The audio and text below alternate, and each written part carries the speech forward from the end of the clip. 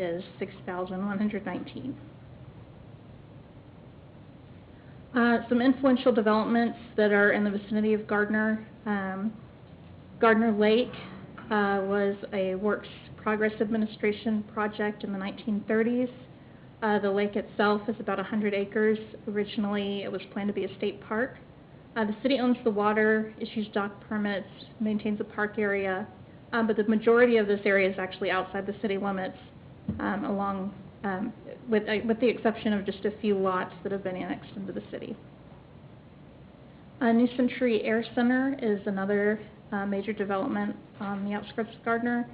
It was originally the Naval Air Station in Olathe, which was opened in 1942.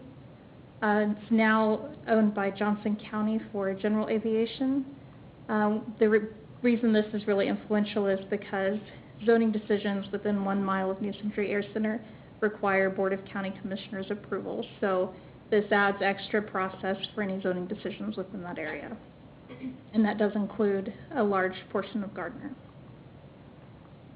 Other influential developments include the BNSF Intermodal Facility and Logistics Park.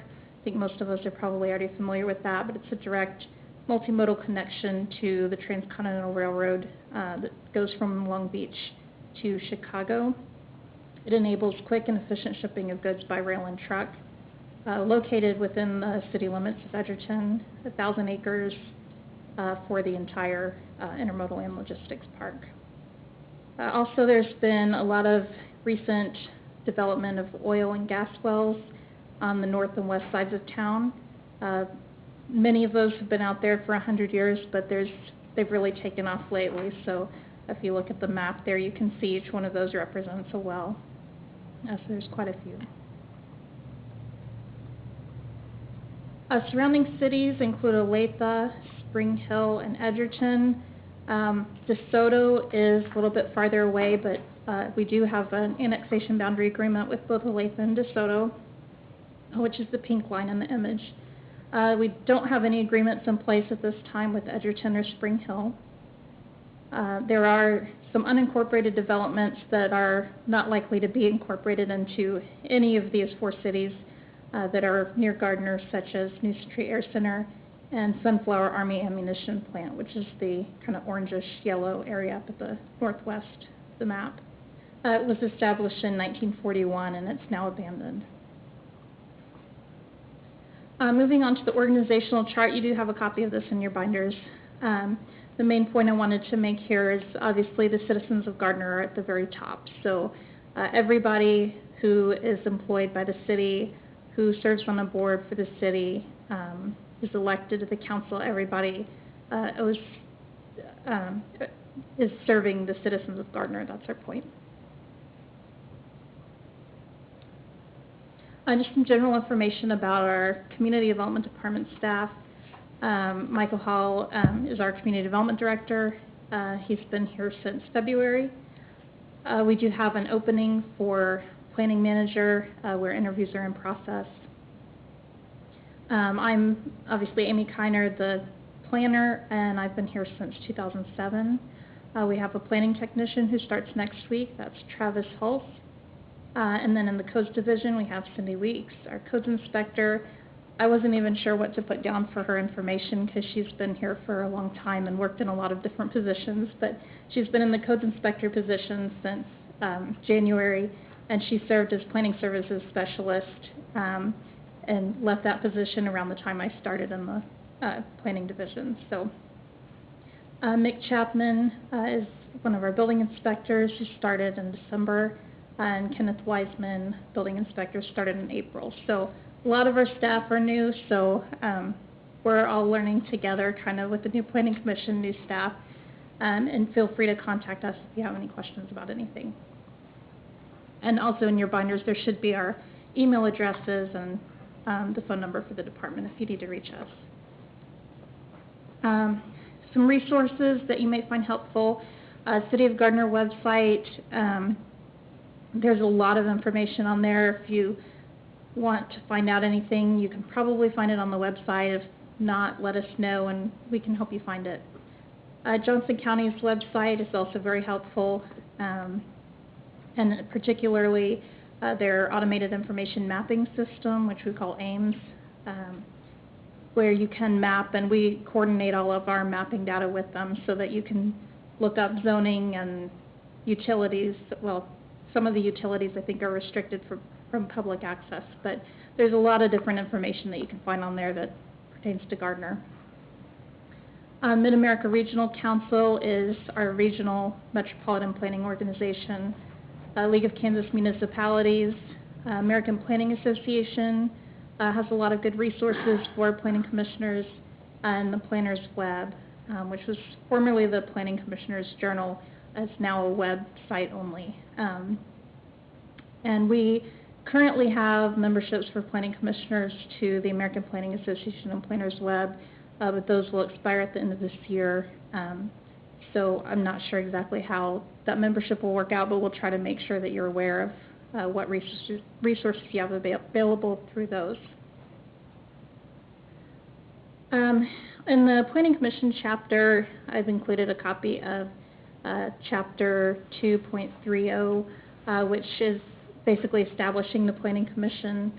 It includes some very basic information about the Planning Commission. Planning Commission bylaws follow that, which cover the procedural rules for meetings. I don't know, Mike, if you wanted to say any more about that here, if you wanted to do that on the bylaws. I expect that that's something we'll cover in future meetings. So we can cover that in more detail. This gives you a copy to review for yourself. It, again, covers the procedural rules for the meetings. There's a Planning Commission Chairman Guide, which is a very crazy-looking flow chart I created to kind of help the chairman lead a meeting, especially helpful for either a new chairman or someone who's substituting as chairman. Then there's Riggins Rules, which is an article by someone named Fred Riggins, who included a list of tips for planning commissioners that I thought might be helpful. The Welcome to the Planning Commission guide is separate from what you've got, and so that's that separate publication that I gave you, which includes tips and information for new commissioners. And then the AICP Code of Ethics is intended for planners who are members of the American Institute of Certified Planners.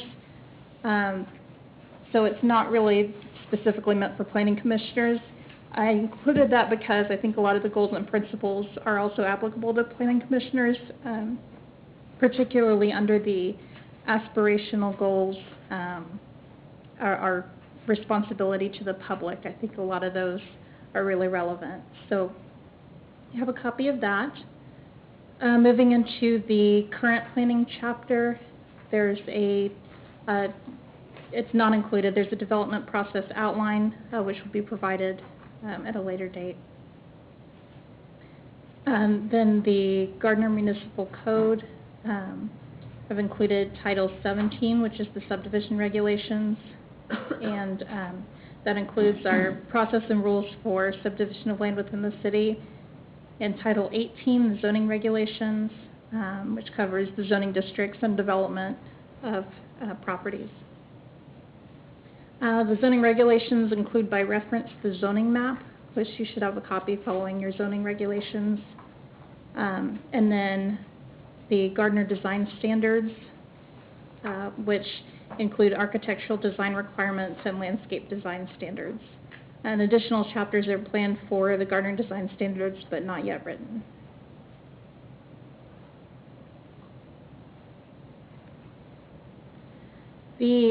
Moving into the long-range planning chapter, the Community Development Plan 2008 serves as the long-range comprehensive plan for the city.